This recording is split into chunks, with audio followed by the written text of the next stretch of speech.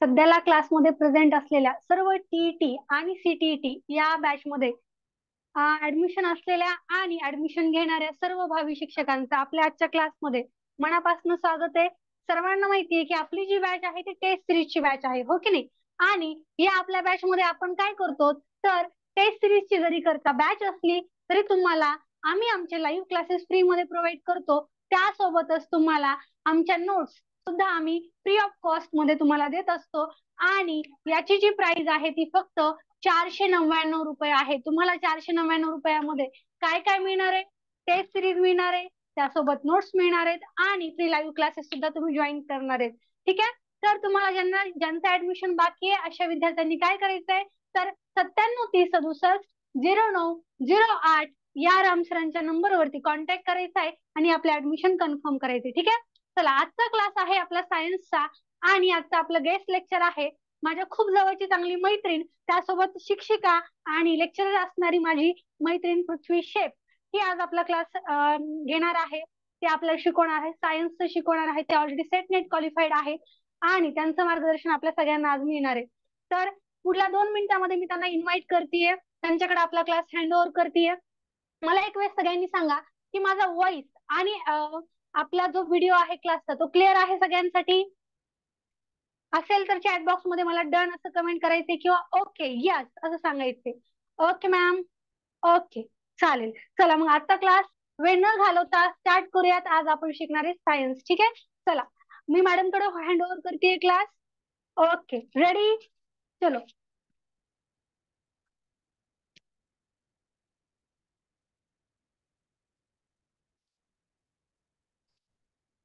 तर विद्यार्थी मित्रांनो, आज आपण सायन्सचा एक इम्पॉर्टंट चॅप्टर शिकणार आहोत, पोषकद्रव्य, ज्यालाच आपण इंग्लिश मध्ये न्यूट्रिएंट्स म्हणतो. न्यूट्रिएंट्स. तर पोषकद्रव्य म्हणजे काय? आपल्या शरीराची वाढ व विकास होण्यासाठी तसेच निगा राखण्यासाठी ज्या पदार्थांचे चयापचय आणि सात्विकरण होऊन ऊर्जा प्राप्त होते त्या पदार्थांना पोषकद्रव्य म्हणतात. तर आपल्या शरीरात बघायचं आपल्याला पोषकद्रव्य ही करण्यासाठी सजीवांचे पोषण म्हणजे सजीवांची वाढ, विकास, रोग प्रतिकार, नियमन, समन्वय तसेच ऊर्जा निर्मिती. तर आता पोषकद्रव्य म्हणजे न्यूट्रिएंट्स म्हणजे आपल्या शरीराची वाढ होण्यासाठी आणि विकास होण्यासाठी तसेच आपल्या शरीराची निगा राखण्यासाठी ज्या पदार्थांचे आपल्याला चयापचय आणि समन्वय सात्मीकरण होऊन ऊर्जा प्राप्त होते त्या पदार्थांना पोषकद्रव्य असे म्हणतात. तर पोषकद्रव्यांचे कार्य काय? आपल्या शरीराची योग्य वाढीसाठी विविध मूलद्रव्य योग्य त्या स्वरूपात व प्रमाणात शरीराला पुरवणे. तर आपल्याला सर्वांना माहिती आहे बरोबर, ग्लुकोजचे ऑक्सिडेशन. आता ग्लुकोज सगळ्यांना माहिती आहे. ग्लुकोजचे ऑक्सिडीकरण करून पेशीमध्ये उष्णता ऊर्जा तयार करणे तसेच ती ऊर्जा एटीपीच्या स्वरूपात साठवणे यालाच आपण काय म्हणतो, ग्लुकोज म्हणतो. पोषकद्रव्यातून मिळणारी उष्णता ऊर्जा किलो कॅलरी एककात मोजतात. पोषकद्रव्यातून मिळालेली जी ऊर्जा आहे ती किलो कॅलरी किलो कॅलरी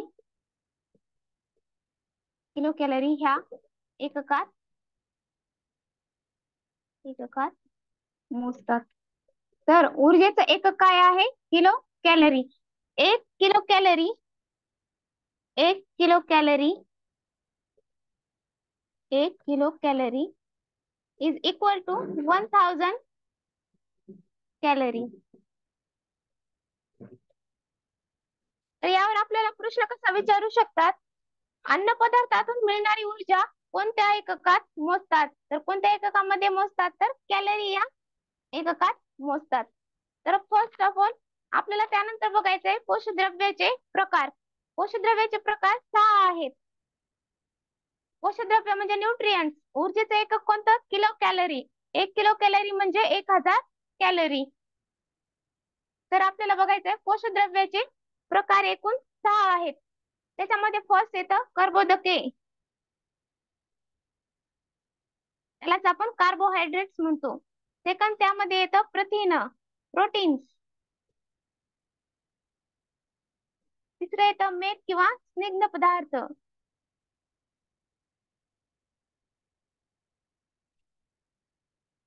चौथा आहे जीवनसत्व. विटॅमिन्स जीवनसत्वे आणि 5 आहे क्षार आणि 6 आहे पाणी मिनरल्स आणि वॉटर. तर बघायचं आहे आपल्याला यामध्ये पोषकद्रव्याचे प्रकार किती आहेत? 6 पोषकद्रव्याचे प्रकार किती आहेत? एकूण 6 आहेत. कर्बोदके, प्रथिने, मेद किंवा स्निग्ध पदार्थ, जीवनसत्वे, क्षार आणि पाणी. तर त्यामध्ये आपल्याला बघायचंय आता त्यानंतर बघायचं आपल्याला संतुलित आहार काय असतो. संतुलित आहार जो असा आहार की जो आपल्या शरीराला ज्या घटकांची लागणार आहे तो पुरवतो.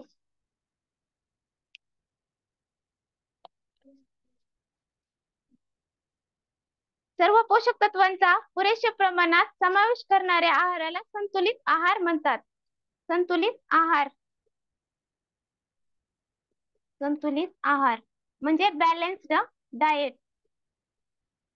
सर्व पोषक तत्वांचा पुरेशा प्रमाणात समावेश करणाऱ्या आहाराला संतुलित आहार म्हणतात. आता संतुलित आहार आपल्याला मिळाल्यास आपल्याला काय होतं? काम करण्याची क्षमता वाढते, शारीरिक आणि मानसिक स्वास्थ्य चांगले राहते, आजारांचा प्रतिकार करण्याची क्षमता वाढते, शरीराची चांगली वाढ होते. तर आपल्याला संतुलित आहार आपण घेतो कसा हे जर कळण्यासाठी आपल्याला एक पिरॅमिड तयार करावं लागतं. आपण सायन्स मध्ये विज्ञानाच्या विषयामध्ये बघितलं आहे असं एक पिरॅमिड आपल्याला देतात आणि त्यामध्ये जे जे दिलेलं आहे ते जर आपण व्यवस्थित खाल्लं तर त्यामध्ये आपण त्याला संतुलित आहार म्हणतो. तर पहिल्यांदा काय येतं ह्यामध्ये? स्निग्ध पदार्थ.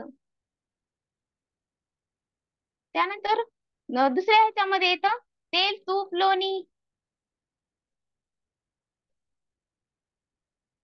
अजून मांस, अंडे. तिसऱ्या ह्याच्यामध्ये येतं फळे व पालेभाज्या व भाजीपाला. आणि चौथ्या ह्याच्यामध्ये येतं तृणधान्य व कडधान्य.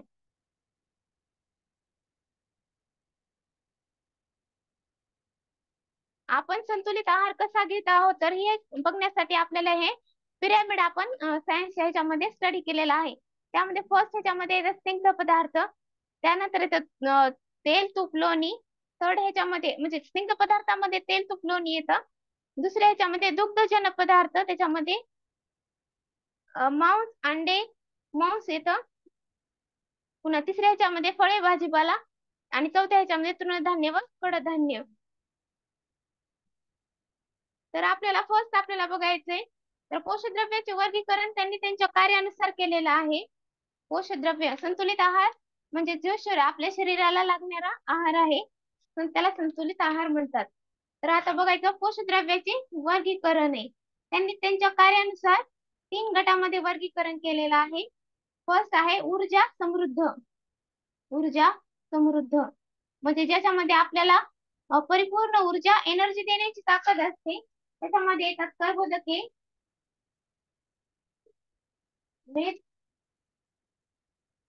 आणि मेद. ह्याच्यामध्ये शरीर बांधणीसाठी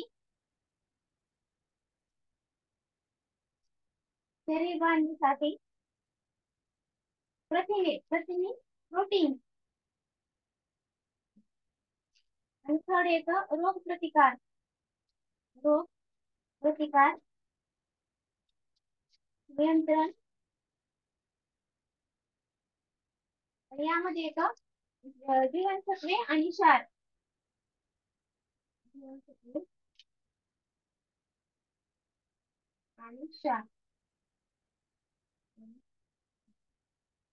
तर आपण काय बघत आहोत?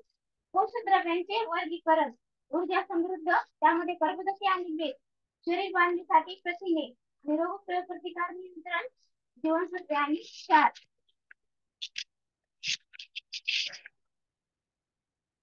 तर आता इथपर्यंत आपण काय काय पाहिलं तर आपण पाहिलं पोषकद्रव्य न्यूट्रिएंट्स त्याची डेफिनेशन पाहिली. त्याच्यानंतर आपण त्याचे प्रकार पाहिले. पोषकद्रव्याचे प्रकार आहेत 6: कर्बोदके, प्रथिने, मेद, जीवनसत्व, क्षार आणि पाणी. त्याच्यानंतर आपण पाहिलं संतुलित आहार. संतुलित आहार हा आपण एका पिरॅमिड नुसार आपण संतुलित आहार पाहतो. त्यानंतर पोषकद्रव्याचे वर्गीकरण, त्याच्यामध्ये ऊर्जा समृद्ध, शरीर बांधणीसाठी रोगप्रतिकार नियंत्रण आणि समन्वय, त्यामध्ये ऊर्जा समृद्धमध्ये कर्बोदके आणि मेद येतात. त्यानंतर शरीर बांधणीसाठी प्रथिने, रोगप्रतिकार नियंत्रणसाठी आणि समन्वयासाठी जीवनसत्वे आणि क्षार. तर आपल्याला आता फर्स्ट पॉइंट आपल्याला स्टडी करायचा आहे आपला कर्बोदके. कर्बोदके म्हणजे आपण त्यांना कार्बोहायड्रेट्स पण म्हणतो. तर कार्बोहायड्रेट्स मध्ये काय काय येतं? कार्बन, हायड्रोजन आणि ऑक्सिजन हे मूलद्रव्य येतात. त्याच्या आधी आपण बघायचे बृहत पोषकतत्वे.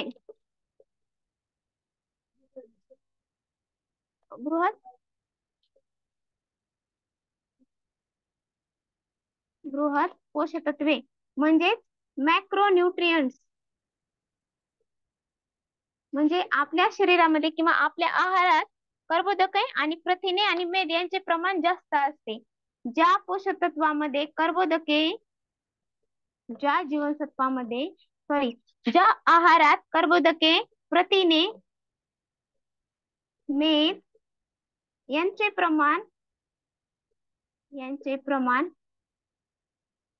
जास्त असते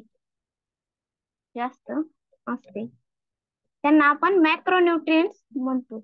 आणि त्यानंतर आपण बघतो सूक्ष्म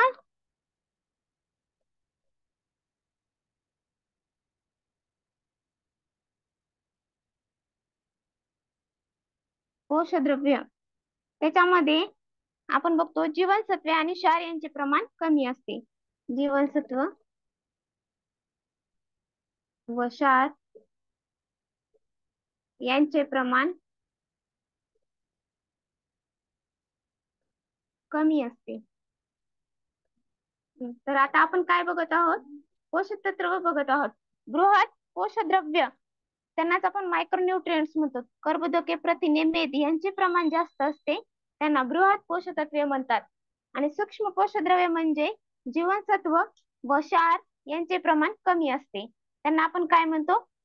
मायक्रो न्यूट्रिएंट्स किंवा सूक्ष्म पोषकद्रव्य असं म्हणतो. तर त्याच्यानंतर आपल्याला फर्स्ट पॉइंट बघायचा आहे आपला यामधला कार्बोहायड्रेट्स.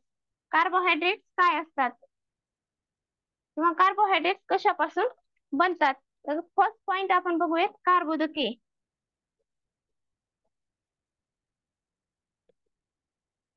कार्बोहायड्रेट्स तर त्याच्यामध्ये बघूयात आपण. आपल्या सर्वांना माहिती कार्बन, हायड्रोजन, ऑक्सिजन या तीन एलिमेंट्स पासून आपण काय करतो? ह्या तीन मूलद्रव्यापासून तयार झालेल्या जटिल संयुगांना कर्बोदके असे म्हणतात. आता निसर्गामध्ये सर्वाधिक आढळणारे पोषकद्रव्ये हे कर्बोदके आहेत. कारण सर्व हिरव्या वनस्पती ज्या आहेत आपल्या ते काय करतात? प्रकाश संश्लेषण क्रियेतून ग्लुकोज तयार करतात.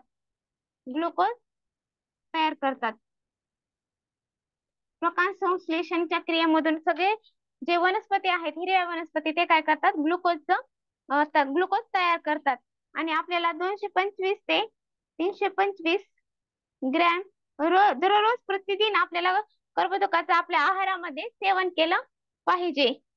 तर आता ह्यानुसार आपल्याला पुढचं बघायचंय कार्बोहायड्रेट जे आहेत किंवा कर्बोदके जे आहेत त्यांचं वर्गीकरण कसं केलं आहे. तर कार्बोहायड्रेटचं वर्गीकरण हे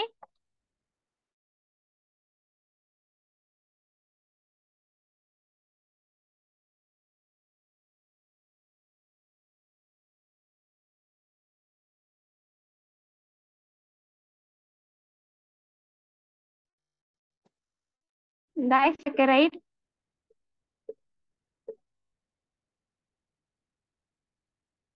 मोनोसॅकराइड, ऑलिगोसॅकराइड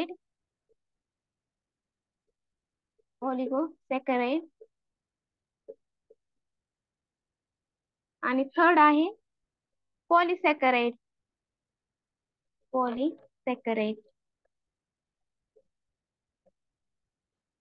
आता हे जे कर्बोदकाचे जे वर्गीकरण केलेलं आहे त्याच्यामध्ये ते वर्गीकरण हे केलं आहे. या मोनोसॅकराइड म्हणजे ज्याच्यामध्ये एकच शर्करेचा रेणू आहे आणि ऑलिगोसॅकराइड मध्ये त्याचा आपण सेपरेटली पाहूयात.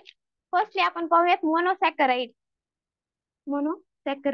ज्याच्यामध्ये शर्करेचा एकच रेणू आहे, ज्यामध्ये शर्करेचा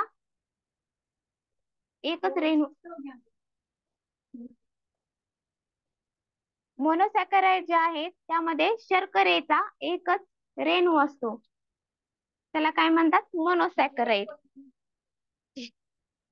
मोनोसॅकराइड म्हणजे शर्करेचा एकच रेणू असतो त्यामध्ये, त्याला आपण मोनोसॅकराइड म्हणतो. तर बघायचं आता मोनोसॅकराइड जे आहे त्याचं दोन गटात विभाजन केलेलं आहे. मोनोसॅकराइडचं त्यांनी दोन गटात विभाजन केलेलं आहे. त्याच्यामध्ये अल्डोज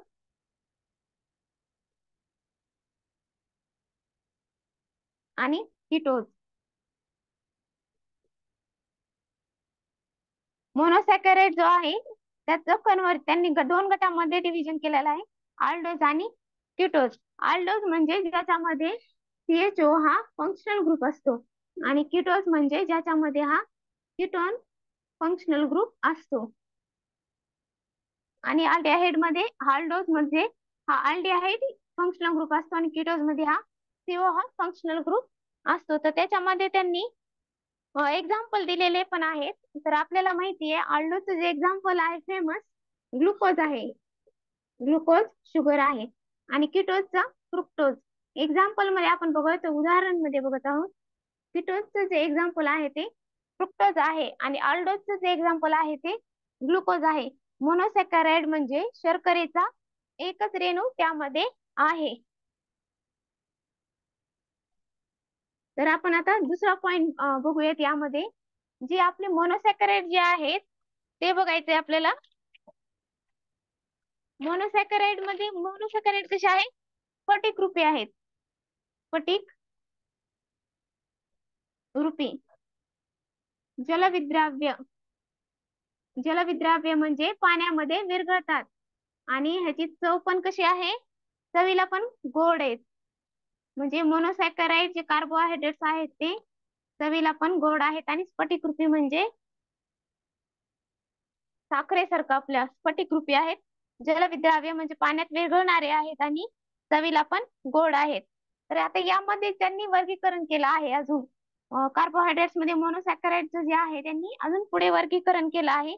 त्याच्यामध्ये त्यांनी कार्बन अणूंच्या संख्येवरून पुढे सांगितलं आहे. तर फर्स्ट बघूयात आपण ट्रायसॅकराइड किंवा ट्रायोज. ट्रायोज मध्ये ग्लिसरॉल्डिहाइड येतं, ग्लिसरॉल्डिहाइड. म्हणजे आता हा आपला कार्बन आहे ऍटम CHO, H, OH आणि CH2, OH. हे असं आहे. म्हणजे ह्याच्यामध्ये 3 कार्बन ऍटम आहेत म्हणून हा ट्रायोज आहे. ही कोणती शुगर आहे, ह्याच्यामध्ये 3 कार्बन ऍटम आहेत म्हणून ही ट्रायोज शुगर आहे. कार्बन अणूंच्या संख्येवरून पुढचं वर्गीकरण केलं आहे. मोनोसॅकराइड मध्ये एकच रेणू आहे, त्यामध्ये एकच मॉलिक्युल आहे, फक्त त्याच्यामध्ये कार्बनची संख्या वाढत जाणार. आता ट्रायोज झाला की टेट्रोज, त्याच्यामध्ये इरिथ्रोज येतो, इरिथ्रोज म्हणजे त्याच्यामध्ये 4 कार्बन ऍटम येणार, असे 4 कार्बन ऍटम येणार. आणि त्याची मी तुम्हाला स्ट्रक्चर नाही देत, सिंपल तुम्हाला सांगतेय. पुन्हा त्याच्यानंतर पेंटोज म्हणजे 5 कार्बन ऍटम येणार आणि हेक्झोज, हेक्झोज मध्ये येणार आपली ह्याच्यामध्ये येणार रायबोज आणि हेक्झोज मध्ये येणार ग्लुकोज. ह्याच्यामध्ये 3 कार्बन ऍटम आहेत, ह्याच्यामध्ये 4 आहेत, ह्याच्यामध्ये 5 आहेत आणि ह्याच्यामध्ये 6 कार्बन ऍटम आहेत. जे मोनोसॅकराइड आहे त्याचं फर्दर जर क्लासिफिकेशन त्यांनी केलं तर ते कशावर डिपेंड आहे, कार्बन अणूंच्या संख्येवर डिपेंड आहे. ट्रायोज मध्ये ग्लिसरॉल्डिहाइड 3 कार्बन ऍटम आहेत, टेट्रोज मध्ये 4, पेंटोज मध्ये 5 आणि हेक्झोज मध्ये 6. तर आता आपण बघितलं मोनोसॅकराइड हा आपण कार्बोहायड्रेटच्या क्लासिफिकेशन मध्ये फर्स्ट पॉइंट पाहिला. त्याच्यानंतर आपण दुसरा पॉइंट बघायचा आहे ऑलिगोसॅकराइड. सेकंड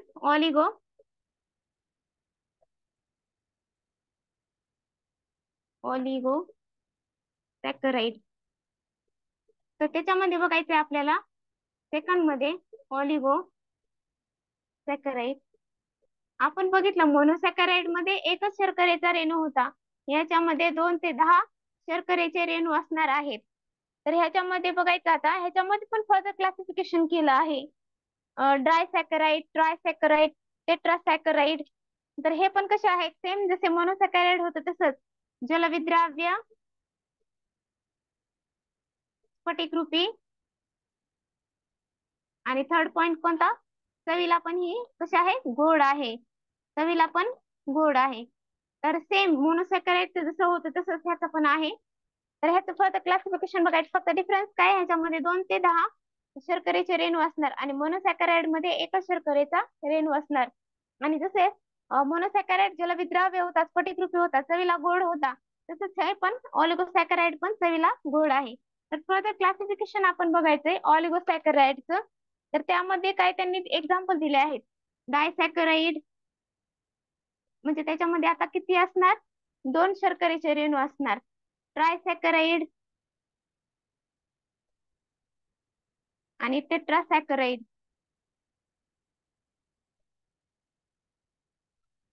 आता यानंतर बघूयात आपण ह्याच्यामध्ये फर्दर क्लासिफिकेशन, ऑलिगोसॅकराइड मध्ये फर्दर क्लासिफिकेशन दिलंय डायसॅकराइड, ट्रायसॅकराइड आणि टेट्रासॅकराइड. म्हणजे ह्याच्यामध्ये 2 शर्करेचे रेणू असणार. तर फर्स्ट एक्झाम्पल दिले त्यांनी सुक्रोज, ह्याच्यामध्ये ग्लुकोज प्लस फ्रुक्टोज. आता ह्याच्यामध्ये त्यांनी सेकंड मध्ये एक्झाम्पल, ट्राय मध्ये रॅफिनोज, रॅफिनोज. तर ह्याच्यामध्ये शर्करेचे 3 रेणू असणार आहेत, ग्लुकोज प्लस फ्रुक्टोज आणि प्लस तिसरा आहे गॅलॅक्टोज, गॅलॅक्टोज. आता टेट्रासॅकराइड आहे त्याच्यामध्ये 4 आहे, तर त्याचं एक्झाम्पल दिलंय त्यांनी सायच्योज.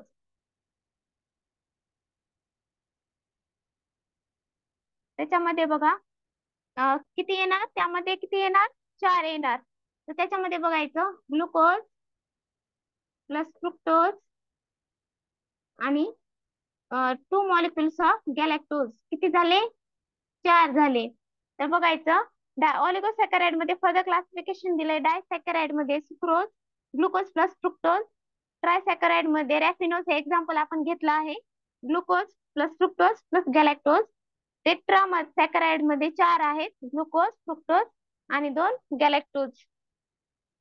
तर आता आपण बघायचे फर्स्ट नेक्स्ट पॉइंट आहे आपला पॉलिसॅकराइड. पॉलिसॅकराइड मध्ये हजारो आपल्याला युनिट भेटणार आहेत, कशाचे, शर्करेचे युनिट भेटणार आहेत पॉलिसॅकराइड. पहिला आपण बघितलं मोनोसॅकराइड, दुसरं कोणतं बघितलं, ऑलिगोसॅकराइड, आणि थर्ड पॉइंट कोणता आहे आपला, पॉलिसॅकराइड. आता ह्याच्यामध्ये त्यांनी फर्स्ट काय सांगितलं, हजारो शर्करेचे रेणी असणार, हजारो शर्करेचे रेणू आपल्याला ह्यामध्ये सापडणार. ऑलिगोसॅकराइड मध्ये 2 ते 10 होते आणि पॉलिसॅकराइड मध्ये आपल्याला हजारो शर्करेचे रेणू सापडणार आहेत. आणि त्यांनी काय सांगितलं, आपण पहिल्यांदा बघितलं बरोबर, स्फटिक रूपी. तर याच्यामध्ये काय नाही ना, अस्फटिक, अविद्राव्य, आणि हे चवीला पण नसतात, गोड नसतात, चवहीन.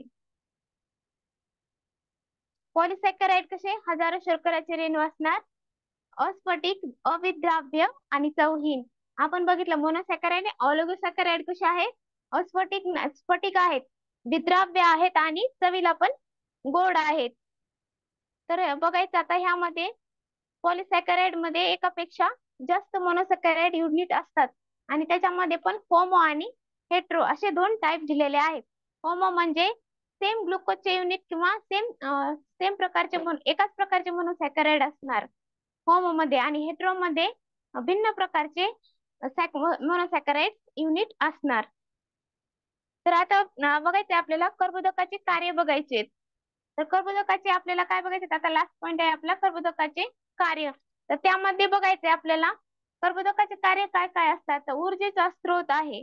तर कर्बोदकांना आपल्या शरीराचा प्रमुख ऊर्जा स्रोत म्हणतात. एकूण ऊर्जेपैकी 65 ते 80% ऊर्जा आपल्याला कर्बोदकापासून मिळते. कॅलरी मूल्य 1 ग्रॅम कर्बोदकापासून 1 ग्रॅम कर्बोदकापासून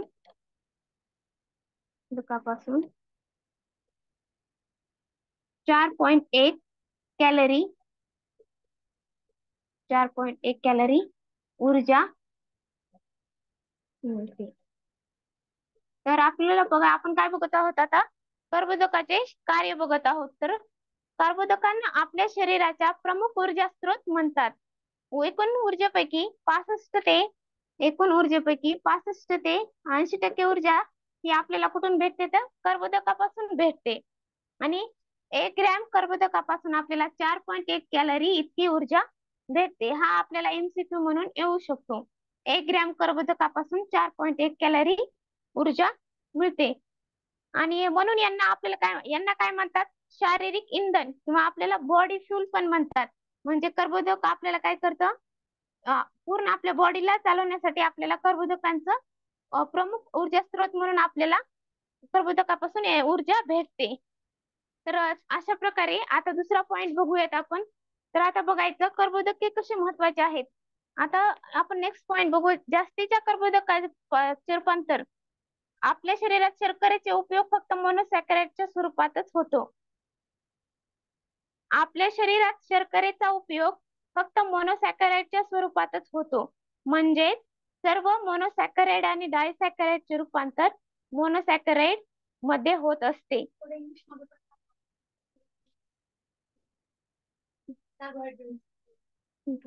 तर आता ते काय म्हणतात, आपण जे आता कार्बोहायड्रेट बघत आहोत बरोबर. आपण आता कोणतं बघितलं, पॉलिसॅकराइड, ऑलिगोसॅकराइड आणि मोनोसॅकराइड. तर त्याच्यामध्ये त्यांनी सांगितले की आपण जे पॉलिसॅकराइड आणि ऑलिगोसॅकराइड आहेत त्यांचं रूपांतर आपण ते डायरेक्ट यूज करू शकत नाहीत आपल्या शरीरामध्ये. आपल्याला अगोदर त्याचं कन्व्हर्जन मोनोसॅकराइड मध्ये करावे लागेल, म्हणजेच ग्लुकोज मध्ये करावे लागेल. त्यानंतर आपल्या शरीराला त्याचा आपण वापर करू शकतो. तर पॉलिसॅकराइड कन्व्हर्जन डायसॅकराइड, पॉलिसॅकराइडचं विघटन करून डायसॅकराइड, त्याच्यानंतर काय होणार, मोनोसॅकराइड. आणि मोनोसॅकराइड पासून काय होते, आपल्या शरीराला ऊर्जा मिळते. आणि मोनोसॅकराइड मध्येच काय येतं, ग्लुकोज. पॉलिसॅकराइडचं विघटन होतं डायसॅकराइड मध्ये होतं, त्यानंतर मोनोसॅकराइड मध्ये, आणि त्यानंतर ग्लुकोज मध्ये त्याचं कन्व्हर्जन होतं. तर आता त्यांनी काय सांगितलं, जास्तीच्या कर्बोदकांचे रूपांतर ग्लायकोजन मध्ये होऊन ते यकृत पेशीमध्ये साठवले जातात. म्हणून यकृताला ग्लुकोजचे कोठार किंवा गोदाम म्हणतात.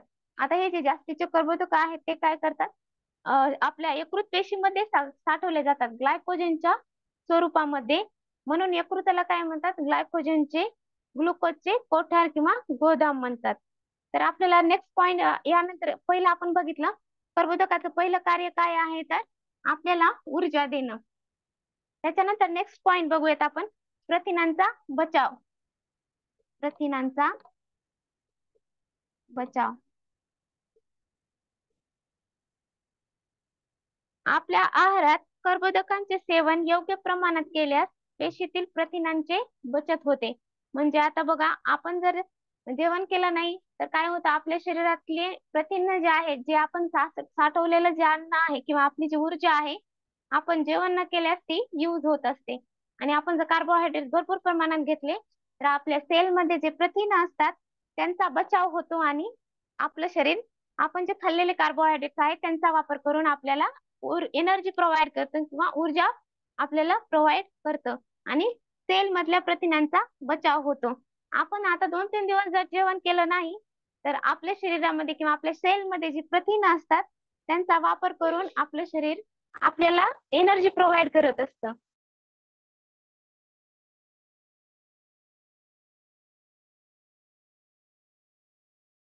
मेदांचे चयापचय. मेदांचे चयापचय. Fat metabolism. आहारातील कर्बोदकांचे योग्य सेवनामुळे शरीरात मेद व स्निग्ध पदार्थांचे चयापचय सुरळीत होतं. आपण जर कर्बोदके व्यवस्थित जर खाल्ली तर आपल्याला मेदाचं पण आपल्या चयापचय होतं.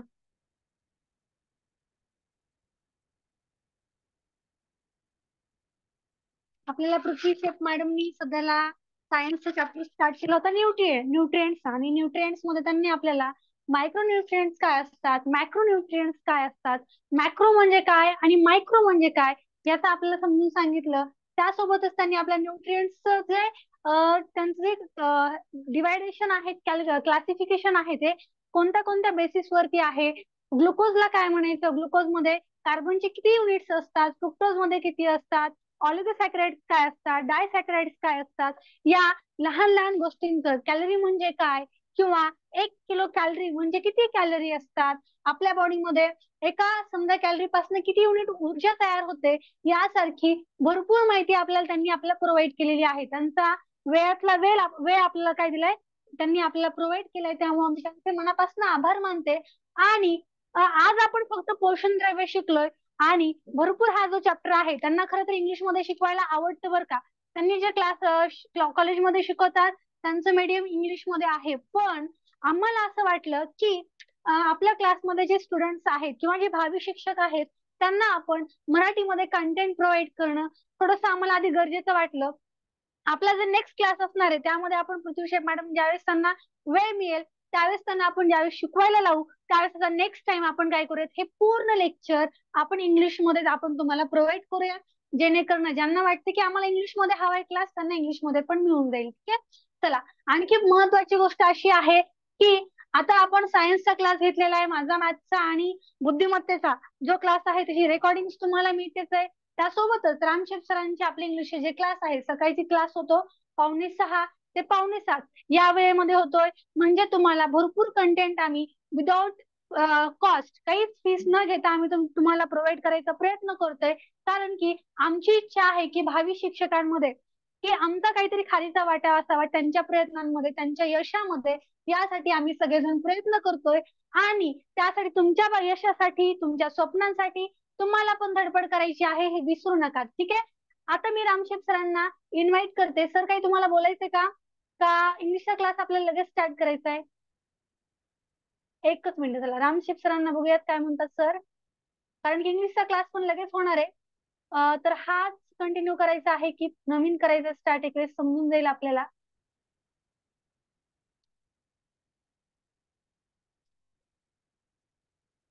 एकच मिनिट. ठीक आहे.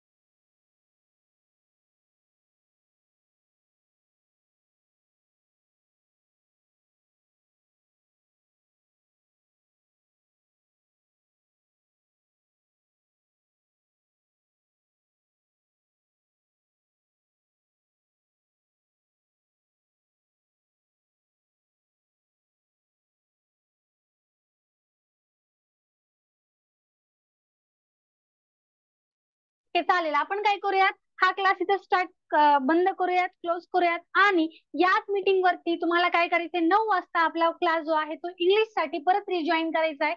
लक्षात ठेवा. आता साठी थांबूयात, आपण भेटूयात लगेच आपल्या नेक्स्ट क्लासमध्ये इंग्लिशच्या. तोपर्यंत सर्वांना टाटा बाय बाय, टेक केअर. चलो बाय सर्वांना.